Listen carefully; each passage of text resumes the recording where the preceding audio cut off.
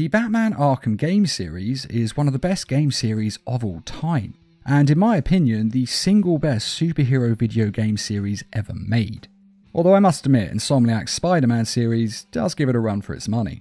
But Rocksteady Studios redefined the superhero game genre when they made Arkham Asylum, and the games only got better as they went along, culminating in Batman Arkham Knight.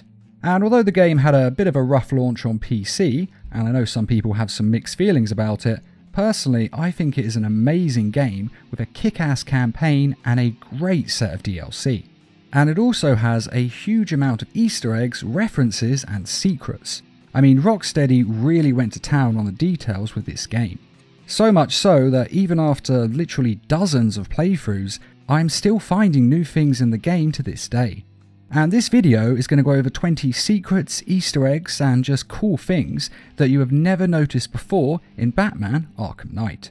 Let's start with the Riddler part of the game. This is where the Riddler has Batman solve several puzzles and challenges in order to get keycards to unlock the explosive collar around Catwoman's neck. But if you look closely, you can see that the Riddler's puzzle key lights spell out Batman, which really hammers home how fixated the Riddler must be to do this.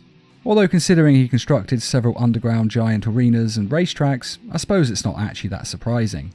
And when you first go into Wayne Tower to meet Lucius Fox, there's actually a small bust statue at the other side of the room. It's the same as the one in the clock tower, and you can pull its head back and Bat gadgets will rise up from the floor. Specifically the Disruptor that you get later on in the game, which Lucius Fox will actually take out and give you a little explanation of. Although sadly he says that it won't be ready till later in the night, so you can't actually get it until Nightwing gives it to you, but still it's kind of cool that Batman has this in his office. And after you've captured the militia officer, the one you interrogate and then break his arm, well later on in the GCPD cells, he'll be all mouthy and yell abuse at you. And if you go over and stand by his cell and let him finish with this abuse, Batman will actually knock him out. And the second time he's being mouthy, later on in the game when you're walking through the cells, you can do the same, and Batman will then take a swing at him and the guy will trip over himself in fear trying to get away from you. And later in the game when you're taking down the escaped Jokers and you're hunting Johnny Charisma, there's a point where you need to enter a security code. But if you keep entering the wrong code several times, then eventually Batman will get fed up and just punches the lock open with his fist. He is in a rush to catch a Joker after all. And when you're hunting for Barbara Gordon after she's been kidnapped, there's a point where you go through security footage to track the car that she's in. And if you look closely at one point, you'll see that the serial killer Zsasz actually walks right by the camera. And later on when you find Barbara Gordon and she's in a cell and gets Scarecrow toxined and shoots herself in the head, a scene which we later discover was actually fake, well there was actually a way of knowing this was fake all along. You see, the Joker, who is of course an hallucination himself, picks up the gun on the table, the gun that Barbara supposedly shoots herself with. So if he's able to pick up the gun, it means it's not real. So if you're actually watching that scene carefully, you would have known all along that she wasn't dead. I mean, most of us probably guessed it because it didn't really work for the plot, but still, there was actually evidence there from the beginning. And I guess what actually happened was that Barbara was just sitting in the cell while Batman, whom was also on Scarecrow toxin, just freaked the hell out and then flew away. And during the flashback scene where Joker shoots Barbara Gordon in the spine, the Joker is actually wearing a hat that says flashback on it, which does seem in keeping with the Joker's sense of humour. And you can also use detective mode in the game on Barbara Gordon and see that her spine is broken, which is not only quite cool, but also looks very painful. And as for the Joker himself, if you look closely at him, you'll notice that as the game goes on, he looks better and better. When we first see him in Ace Chemicals, he is as rotten and diseased as the Joker who was in Arkham City. But slowly with each appearance, he gets healthier and healthier, having less and less rashes on his face. And at the end of the game, he looks like the normal Joker. And I think this is a subtle way of showing the Joker getting stronger throughout the game inside Batman's mind and getting ready to take over his body. But personally, I never noticed this until I played the game about 6 or 7 times. I don't know how, but somehow I missed it. And the Joker, of course, is voiced by Mark Hamill. And if you look closely at his name, it literally spells the word Arkham. Now this has nothing to do with the game, of course, so this doesn't really count in this list. But when I first noticed it, I thought it was kind of cool, so I thought I'd share it with you. And there is also more to Joker's hallucinations than just seeing the Joker walk around. Lots of statues and pictures all around Gotham City either have the Joker's face on them or turn into dark Joker-themed jokes.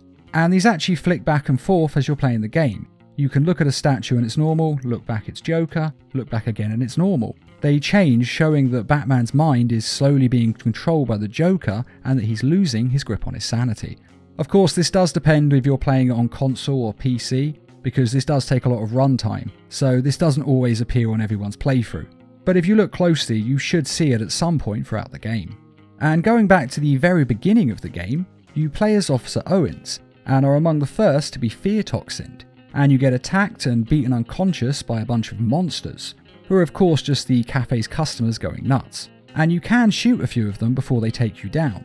And if you do, Owens will later in the game be filled with regret and remorse about it, and he's going to lose his job and having a bit of a breakdown. But if you don't shoot anyone, then although it's obviously still a bad situation, it looks like Owens won't be fired. He just needs to go through some psychological evaluations before he can be a cop again. And this also changes things when Owens is locked in a cell sweating out the fear toxin. There's two different things that can happen. If you haven't shot anyone, then the other cops are all impressed and can't believe that you didn't shoot anyone, what a great guy he is, and things like that. But if you did shoot the people in the cafe, then all they talk about is how bad they feel for the guy, and how Owens is just going to be so depressed about what he did. And I actually think this is quite a nice little touch, how it can change depending on what you do. And funnily enough, the only reason I found this out is because when I was playing through the game once, I nipped to the bathroom at this point because I knew he was going to be killed, so I figured I didn't need to do anything. And that's when I found out that if you don't shoot anyone, you get this different scene, which I thought was kind of interesting. And if you remember the waitress at the beginning of the game, and the guy who comes up to you asking you to deal with a guy who's smoking, well, both their bodies can later be found at Elliott Memorial Hospital when you're doing the Ra's al Ghul mission. And the actual director and writer of the game also appears at the beginning, and he is just in the diner getting dinner and walking out. He's not there for any specific reason other than the director decided to put himself in. And I don't blame him for that. I mean, I would have put myself in the Arkham series if I could, and I'm sure you would have as well. I mean, why wouldn't you? And after you confront Scarecrow for the first time in Ace Chemicals, if you look closely on the floor, you can see that he has discarded his old Scarecrow mask. I think this is just a subtle way of saying the old Scarecrow is gone, and this is a newer and deadlier Scarecrow that you're dealing with now. And when you blow up the Penguin's stash of guns, there is a glowing sign above the vault that says Iceberg Lounge. But after the explosion, the only letters that are still lit up spell the word CLUNGE, which is a word with quite a dirty meaning, and it could be a coincidence, but more than likely it's a dirty joke that one of the developers managed to slip in. Now, throughout the whole of Gotham City, there are lots of criminals and thugs who are just generally rioting, robbing, and creating havoc. But if you look closely, you'll see that some of them are actually just playing catch and throwing a ball back and forth and having a bit of fun. And others are exercising and doing some sit-ups. After all, just because you're on a crime spree doesn't mean you miss your daily exercises. And if you look very, very closely at the missiles that all of the automated tanks are firing at you throughout the entirety of the game, you'll actually see that they have the word Deadshot written on them. And this is of course a reference to the Deadshot character and the fact that he always hits his target. Now this could be that Deadshot has a company that sells these, or maybe it's motivation to hit Batman with the missiles. But most likely it's just a little Easter egg that the developers decide to stick in there for a bit of fun. And during the Professor Pig mission, you rescue several people, and one of them is a girl who actually has her own missing persons poster at the GCPD, which personally I really like because it shows a close attention to detail. And there are also other GCPD posters that are actually of the developers of the game, with humorous little notes on them, such as Sarah York being known as the Marshmallow Thief, who was born in your nightmares and is built like a boss. And after you beat up the criminals in the city, if you look very closely at them, you'll notice that they actually bruise and bleed. You can actually see their faces take damage throughout the fight. Of course, this is only if you're looking closely and if the console or computer that you're playing on can actually handle it.